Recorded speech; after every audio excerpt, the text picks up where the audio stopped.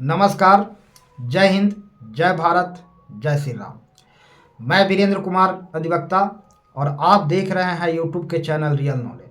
तो आप तमाम दर्शकों को यूट्यूब के इस चैनल रियल नॉलेज पर स्वागत है। और आज मैं पुनः पूर्व की भांति इस चैनल पर एक इन्फॉर्मेटिव वीडियो लेकर प्रस्तुत हूँ। तो आज मैं बात करूँगा प्रवासी भारतीय किसे कहते हैं। प्रवासी भारतीय किसे कहते हैं, जैसा कि नाम से ही स्पष्ट है, वे भारतीय जो भारतीय तो हैं मूल रूप से, लेकिन विदेशों में निवास कर रहे हैं। वे प्रवासी मतलब माइग्रेट कर गए, दूसरे देश चले गए भारत से और दूसरे देशों में जा कर के निवास कर रहे हैं।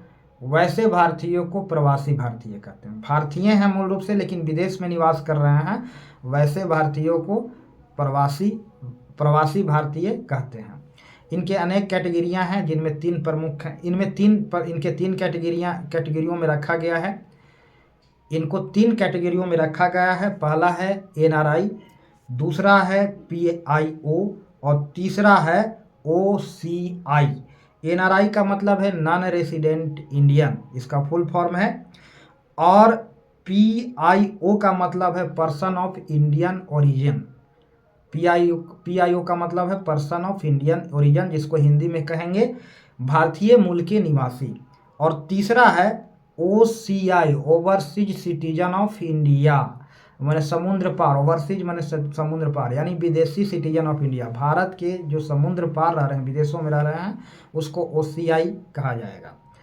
तो सबसे पहला कैटेगरी में एनआरआई है। एनआरआई का क्या मतलब है? नॉन रेसिडेंट इंडियन, अनिवासी भारतीय। जैसा कि नाम से स्पष्ट है, अनिवासी भारतीय, भारतीय हैं लेकिन अनिवासी हैं, भारत में निवास नहीं कर रहे हैं। तो नॉन रेसिडेंट इंडियन है, यानी भारत में निवास नहीं कर रहे हैं। तो फिर कहाँ कर रहे हैं निवास?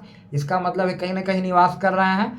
तो भारत छोड़ करके दूसरे देशों में जो निवास कर रहे हैं, जो भारतीय हैं, उनको एनआरआई कहा जाएगा। लेकिन जो दो चार दिन के लिए निवास कर रहे हैं वो एनआरआई में नहीं आएंगे। जो 6 महीना से अधिक समय से या लंबे समय से भारत से बाहर निवास कर रहे हैं, भारत से बाहर किसी दूसरे देश में रह रहे हैं, बस गए हैं, उनको एनआरआई कहा जाएगा। तो एनआरआई कहलाने के लिए एनआरआई कौन कहे जाएंगे, उनके लिए क्या शर्त है, क्या कंडीशन है, क्या रूल है, इस पर मैं संक्षिप्त में बात करूंगा। एनआरआई वह व्यक्ति होता है, एनआरआई उस व्यक्ति को कहा जाता है जिसको हम अनिवासी भारतीय हिंदी में कहेंगे, जो विदेशों में निवास करता है।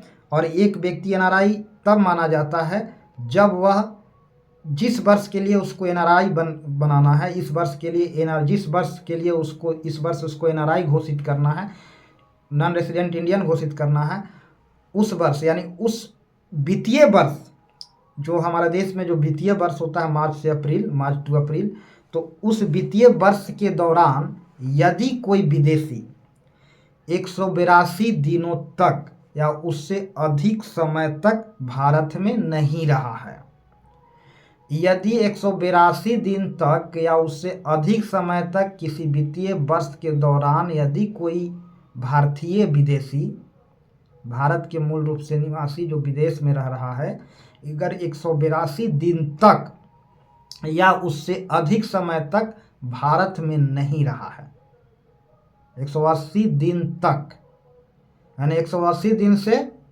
वह भारत से अलग विदेश, 182 दिन, सॉरी मैंने गलत बोल दिया, 182 दिन टंग स्लिप हुआ है। 182 दिन तक यदि वह भारत में नहीं रहा है किसी वित्तीय वर्ष के दौरान या उससे अधिक समय तक यदि भारत में नहीं रहा है, तो उस वित्तीय वर्ष के लिए उसे एनआरआई माना जाएगा, वह एनआरआई घोषित किया जाएगा। दूसरा कंडीशन होता है कि यदि कोई विदेशी, भारतीय विदेशी मूल रूप से भारत के रहने वाला हो और विदेश में रह रहा हो, तो यदि कोई भारतीय विदेशी किसी वित्तीय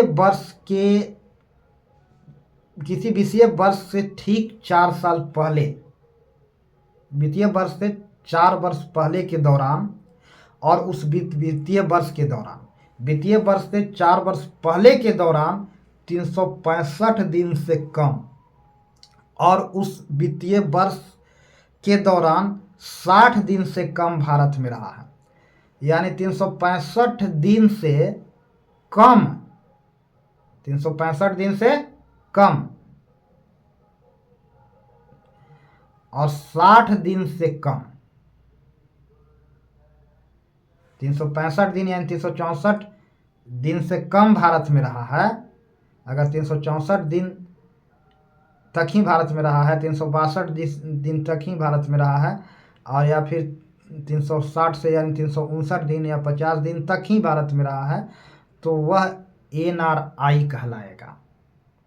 यानी वित्तीय वर्ष से 4 वर्ष, ठीक 4 वर्ष पहले तक के दौरान 365 दिन से कम भारत में रहा है या फिर 60 दिन से कम भारत में रहा है, तो वह NRI कहलाएगा, यानी नॉन रेसिडेंट इंडियन कहलाएगा। तो नॉन रेसिडेंट इंडियन किसे कहते हैं? वैसे प्रवासी भारतीय, जिसके मैंने बताया नॉन रेसिडेंट इंडियन कहा जाएगा, जिसके बारे में इन 2 शर्तों में से कोई एक फुलफिल कर रहा हो, वह प्रवासी भारतीय को हम नॉन रेसिडेंट इंडियन, अनिवासी भारतीय शॉर्ट में कहें तो NRI कहते हैं। तो NRI किसे कहते हैं इसके बारे में मैंने बताया। तो आज के लिए इतना ही।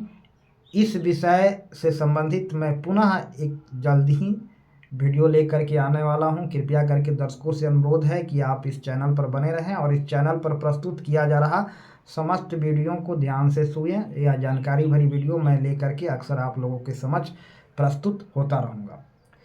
तो अंत में मैं इन्हीं कुछ शब्दों के साथ तमाम दर्शकों को प्यार भरा नमस्कार बोलना चाहूँगा। सभी को प्यार भरा नमस्कार।